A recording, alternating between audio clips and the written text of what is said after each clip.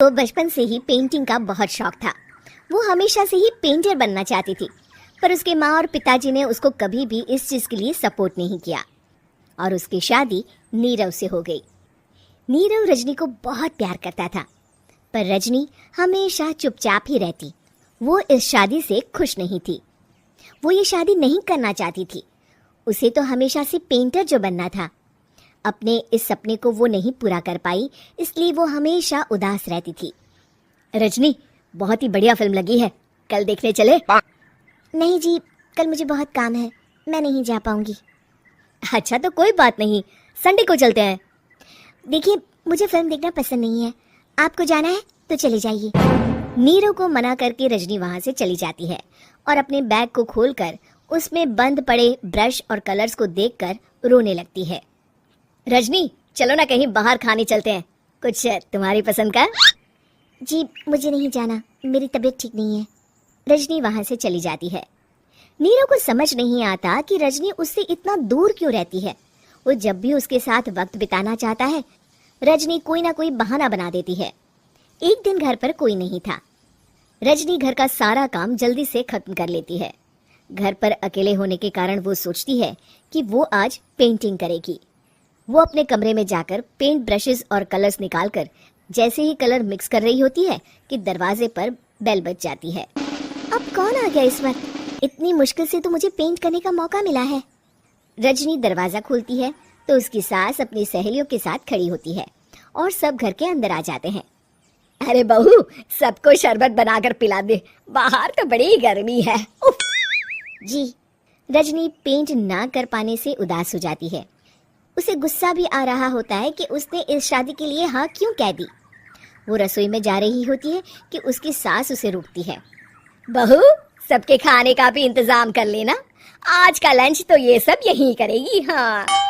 रजनी बिना कुछ कहे रसोई में चली जाती है। सबके लिए खाना बनाती है। सब खाना खाते हैं और रजनी घड़ी देखती है कि ये सब कब जाएंगे ताकि वो अपनी पेंटिंग कर सके। जब शाम होती है तब सब चले जाते हैं अपने घर। अरे बहू, सब तेरे खाने की तो बहुत तारीफ कर रहे थे, सबको बहुत अच्छा लगा खाना। आपको मुझे सुबह बताना चाहिए था ना कि आपकी सहेलियां आ रही हैं। पता भी है कितना वक्त लगा सारा खाना बनाने में।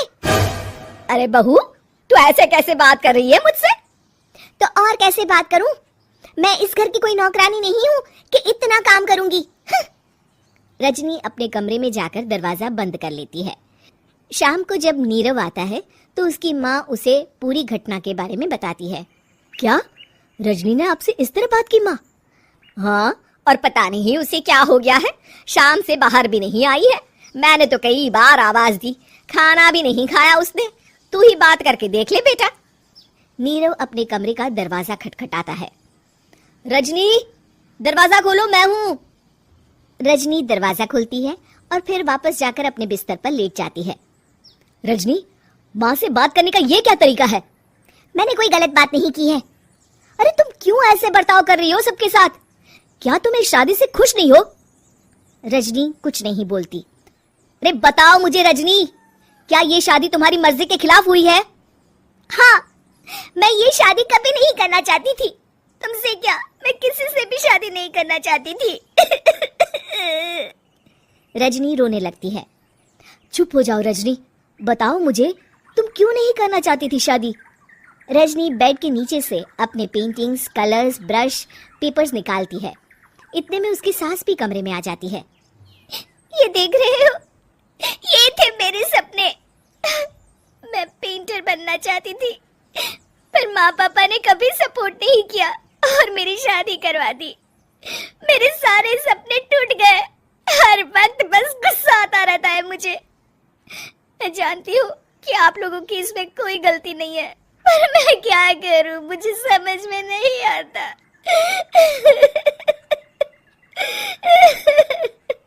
रजनी फूट फूट कर रोने लगती है।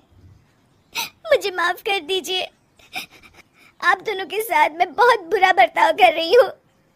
अरे रजनी बेटा, चुप हो जाओ तुम। नीरव पानी लेकर आता है। ये लो पानी पियो और शांत हो जाओ। रजनी पानी पीती है और उसकी सास पेंटिंग्स देख रही होती है। अरे नीरव, हमें तो पता ही नहीं था कि हमारी बहू कलाकार है। अरे कितनी अच्छी पेंटिंग्स बनाई है, देखो तो। ये वाली तो मैं अपने कमरे में ले जाऊंगी। आपको ये पेंटिंग्स अच्छी लगी? अच्छी नहीं, बहुत अच्छी लगी। और तुमने हमें बताया क्यों नहीं? तुम जब चाहे पेंटिंग कर सकती हो रजनी। हम तुम्हारे सपनों को पूरा करने में तुम्हारा पूरा साथ देंगे। हाँ बेटा, हम कला की कद्र करते हैं। हम कलाकार तो नहीं, पर मुझे गर्व है कि मेरी बहू एक कलाकार है। रजनी, नीरव और सास तीनों हंस पड़े।